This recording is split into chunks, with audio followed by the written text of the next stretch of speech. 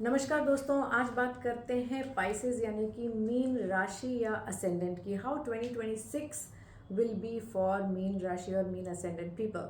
Well, ये जो मेरा विश्लेषण है ये है from the transit that we are going to get on 1 January 2026 रात के 12 बजे। That means the early hours of first जो ईस्टर्न होराइजन पे प्लैनेट्स का रख रखा होगा, उससे हम लोग एक विश्लेषण करके समझने वाले हैं कि पाइसेस राशि या असेंडेंट वालों के लिए ये साल किस तरह होगा। एंड बिकॉज जून के बाद जुपिटर राहु केतु का ट्रांजिट होने वाला है, राशि परिवर्तन होगा, तो उससे रीडिंग काफ़ी बदल जाएगी। तो इसीलिए तब के लिए मैं एक अलग वीडियो बनाऊंगी।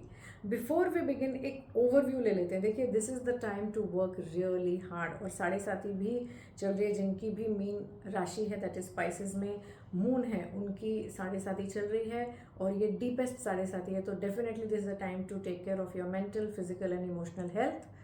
बाकी हम आगे बात करेंगे डिटेल्स में under 3 headings of work, relationship and health. But before that, I am doctor Aditi Bhatnagar and welcome to my channel. If you like my analysis, please like करें, सब्सक्राइब करें एंड कमेंट सेक्शन में लिख भेजिए अगर कोई एक पर्टिकुलर विषय है जिसके बारे में आप ज़्यादा जानना चाहते हैं। बिकॉज मेरे इस चैनल पे मैं बात करती हूँ ऑकल्ट के जो विभिन्न सब्जेक्ट्स हैं, खासकर जो मैं जानती हूँ, जिनको मैं प्रैक्टिस करती हूँ, सिखाती भी हूँ, जैसे कि reiki, tarot, akashic records, automatic writing and astrology itself. इनके बारे में हम बहुत सिंप्लीफाइड तरीके में बात करते हैं ताकि सबको आसानी से समझ आए। और मैं खुद पर्सनली ये एक व्यू रखती हूँ कि हम सब किसी ना किसी लेवल पे स्पिरिचुअलिटी प्रैक्टिस कर रहे होते हैं, और जब हम ये कोई ऑकल्ट साइंस को भी अपने लाइफ में इंक्लूड कर लेते हैं तो हमारी स्पिरिचुअलिटी और फ्लावर करती है। If you are looking for learning astrology, जनवरी मिड में मेरी क्लासेस शुरू होने वाली हैं about the basics of astrology, जो वीकेंड क्लासेस होंगी and they will be for 3 months. So do DM me और do write down in the comment section and I will share with you all the details. आइए बात करते हैं mean यानी कि Pisces राशि या पाइसेस असेंडेंट की। सबसे पहले देखते हैं कि इसमें प्लैनेट्स का रख रखाव कैसा होगा। तो जिनकी कुंडली के अंदर पाइसेस राशि बनती है, यानी कि पाइसेस फर्स्ट हाउस में है और पाइसेस के इसमें मून भी है, ओके। और दूसरे कैटेगरी के लोग ये हैं जिनके मून साइन कोई और है लेकिन फर्स्ट हाउस में पाइसेस लिखा हुआ है, ओके। सो इन दोनों के लिए हमारा ये विश्लेषण बॉल पॉइंट्स की तरह काम करेगा कि इसके इर्द गिर्द आपको आपका जीवन घूमता हुआ नजर आएगा। बाकी जो डिटेलिंग है that is after superimposing this transit impact on your own natal chart, right? So जिनकी राशि है डेफिनेटली उनका डीपेस्ट साढ़े सात ही चल रही है। So you need to take care of your emotions, your thoughts and what you are thinking. आपको ध्यान करना, साधना करना, मेडिटेट करना अनिवार्य है, ओके। बट मोटा मोटी ये है कि फर्स्ट हाउस में सैटर्न है, fourth house that is Gemini के अंदर जुपिटर रिट्रोग्रेड विराजमान है, और 10th हाउस में सैजिटेरियस में 4 प्लैनेट्स हैं that is Sun, Mercury, Mars and Venus. And 12 और 6th एक्सिस में 12वें घर में राहु हैं और छठे घर में केतु हैं। तो ये जो है हमारे प्लैनेट्स का रख रखाव है। तो अगर हम बात करें वर्क की, तो प्लीज़ अंडरस्टैंड कि आपके वर्क स्पेस में मैक्सिमम एक्शन होगा स्टार्ट ऑफ द ईयर में। इनफैक्ट अभी दिसंबर है, दिसंबर में ही आपके वर्क स्पेस में काफ़ी हलचल शुरू हो गई होगी। हो सकता है you are about to change a job, या हो सकता है आपके एग्जिस्टिंग जॉब में कुछ ऐसे प्रोजेक्ट्स आ गए हैं जिसमें आपको बिल्कुल तन मन धन बिल्कुल 100% अपना देना पड़ रहा है, और वो भी आपको लगता है कि टाइम कम है। You really required to put in a lot of effort, okay. So that is one big thing. But please understand यहाँ पे, क्योंकि आपकी भाग्य का जो स्वामी है, आपका जो 9th हाउस है वो पड़ता है स्कॉर्पियो, और वहाँ के जो लॉर्ड हैं 9th जो लॉर्ड है दैट इज़ मार्स, वो जाके बैठे हैं सैजिटेरियस में। और जुपिटर जो सैजिटेरियस के लॉर्ड हैं वो और Mars are friends, okay. So that is why आपके सम्मान में, आपके पोजीशन में, पदवी में उछाल आने का या उन्नति होने का बहुत बड़ा चांस है। So money, name, fame is going to increase. And सूरज है, सन है, मार्स है, इन सबको ना ये यहाँ पे दिशा बल मिलता है, यानी कि ये जब यहाँ होते हैं so they get a natural strength and they push you towards excellence, okay. And as I said, sun और मार्स तो फ्रेंड हैं इसके जुपिटर के, तो it's a very good combination if you are working hard. यहाँ पे क्योंकि शनि महाराज पहले घर में है और वो अपनी 10वीं दृष्टि से भी देख रहे हैं, तो सैटर्न क्या करते हैं, सैटर्न कहते हैं जल्दबाजी मत करो। देखो मार्स भी जल्दबाजी करते हैं, और सूरज जो है वो तो लीडर हैं, वो तो राजा हैं, तो राजा तो एक कहते हैं ना फरमान जाहिर कर देते हैं कि ये करिएगा।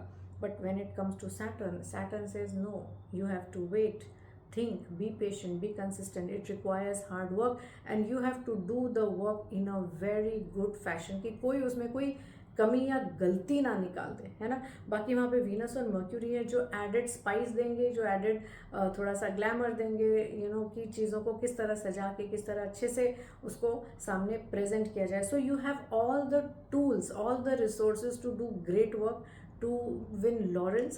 So please go all ahead, go all out is what I mean. Put in your 100% effort to increase your, कहते हैं ना, आपका रिस्पेक्ट, आपके ओहदे को और आपके बैंक बैलेंस को बढ़ाने के लिए आप ये यहाँ पे मेहनत बहुत अच्छी तरह कर सकते हैं। इनफैक्ट अब हम आते हैं रिलेशनशिप पे, लेकिन रिलेशनशिप का एक पॉइंट यहाँ पे भी है, हो सकता है if you are young and you are looking for a relationship, you might find your future wife or your future husband, that is your future spouse, or someone you might have a romantic relationship can start in your workplace. इसकी भी बहुत बहुत बहुत बड़ी संभावना यहाँ पे दिखाई देती है।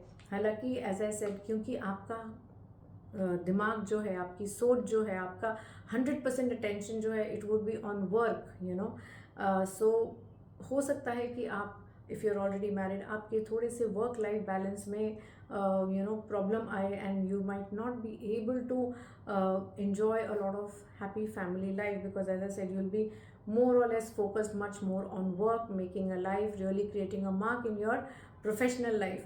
लेकिन अगर as I said relationship can start, और रोमांस कैन स्टार्ट, जहाँ पे कहते हैं ना mentally you might feel very close to that person, so that definitely is there, right. अब हम आते हैं हेल्थ के लिए। देखिए हेल्थ के अंदर ऐसा है, छठे भाव में जो रोग ऋण रिपु का भाव है, वहाँ पे केतु विराजमान है। अब जब केतु आ जाते हैं तो वो हो सकता है कोई एक लॉन्ग टर्म तकलीफ आपको दे सकते हैं, ठीक है। देखिए यहाँ पे जुपिटर भी चौथे भाव में है, तो you have to take care of your heart and your lungs.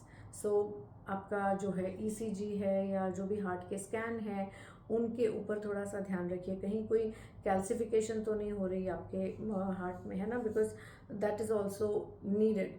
और अगर कोई गॉल ब्लैडर के इश्यूज़ हैं, गॉल स्टोन्स हैं, तो हो सकता है कि आपका कोई ऑपरेशन हो फॉर गॉल स्टोन रिमूवल और समथिंग, या छोटा मोटा कुछ कहीं कुछ पैर में चोट लग गई, ऐसा कुछ हुआ तो एक स्टिच आया, इस तरह का कुछ, these are the things that are indicated कि चोट हो सकता है लग जाए, जो it can just require an emergency something.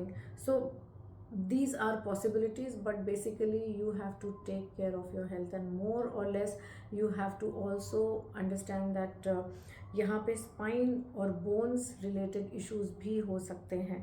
तो please take care of your exercise routines is what I am saying, because यहाँ पे हमारे work में आपका बहुत ज़्यादा टाइम जाने वाला है। तो if you have a sitting job, तो इंश्योर दैट कुछ टाइम बाद आप उठ के वॉक लेके आ रहे हैं, या आपका जिम जाने का रूटीन है उसको थोड़ा सा आप ठीक करिए, ताकि आपका जो बॉडी में फ्लेक्सिबिलिटी है वो बनी रहे। At the same time you might feel suddenly that dryness or some skin disease has cropped up. So skin diseases or dryness of the body, so when I'm saying dryness of the body, it can definitely mean we are talking about dermatitis or eczema also, but it also means कि हो सकता है आपके joints crackle करने लगे, है ना, तो stiffness आ जाती है बॉडी में। तो ये सब चीज़ों का आपको हेल्थ में ध्यान रखना है। Okay, so this is my analysis of what it will be for Pisces or mean Lagna or mean Rashi for 2026 for the first 6 months. Do let me know in the comment section how you like my analysis, and do forward this to any friend or relative whom you have जो Pisces Lagna है या जिनका Pisces Rashi है। Thank you so much.